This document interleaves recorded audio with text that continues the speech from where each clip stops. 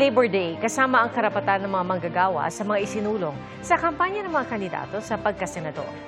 Saksi si Darlene Can.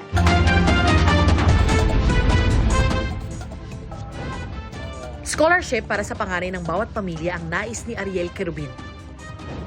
Sa Laguna, pagtutol sa political dynasty ang inihayag ni Danilo Ramos. Kasama si Jerome Adonis na inilalaban ang 1,200 pesos na minimum wage. Paglaban sa jeepney phase-out ang isinulong ni Modi Floranda. Nagpugay si Amira Lidasan sa mga aktivistang manggagawa at mga katutubo. Alternatibong demokrasya at pamamahalang inihayag ni Lisa Masa. Pabahay at oportunidad para sa may hirap ang itinulak ni Mimi Doringo na dumalo rin sa pagtitipon kasama sina Leody de Guzman, Sonny Matula, Ernesto Arellano at Attorney Luke Espiritu na gusto ng pantay na sahod sa buong bansa. Sa Gapan, Nueva Ecija, nag-ikot si Willie Revillame. Pantay na sweldo ng mga manggagawa sa buong bansa ang nais si Attorney Vic Rodriguez.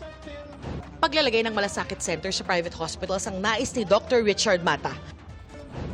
Kapakanan ng mga manggagawang isinusulong ni Jose Olivar.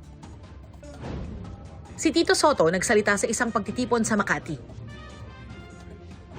Pagmamahal sa bayan ang binigyang diin ni Senator Francis Tolentino sa Cavite. Dagdag benepisyo sa senior citizens ang isinusulong ni Benher Abalos. Umento sa sahod ng health workers ang nais ni Aline Andamo. Libreng load at internet sa mga estudyante ang pangako ni Bam Aquino. Pag-alis ng tax sa overtime at bonus ang itinulak ni Mayor Abby Binay.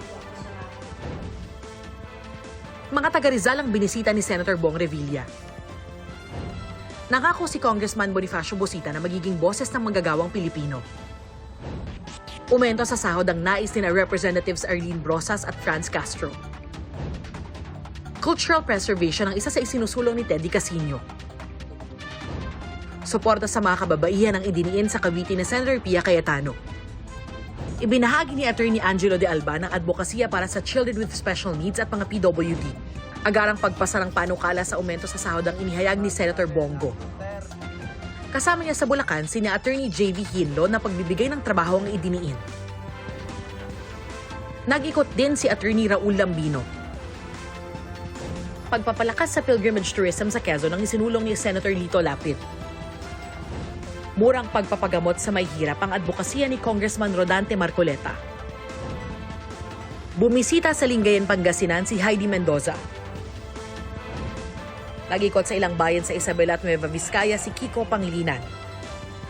Patuloy naming sinusundan ang kampanya ng mga tumatakbong senador sa eleksyon 2025. Para sa GMA Integrated News, ako si Darlene Can, ang inyong saksi. Mga kapuso, maging una sa saksi. Mag-subscribe sa GMA Integrated News sa YouTube para sa iba't ibang balita.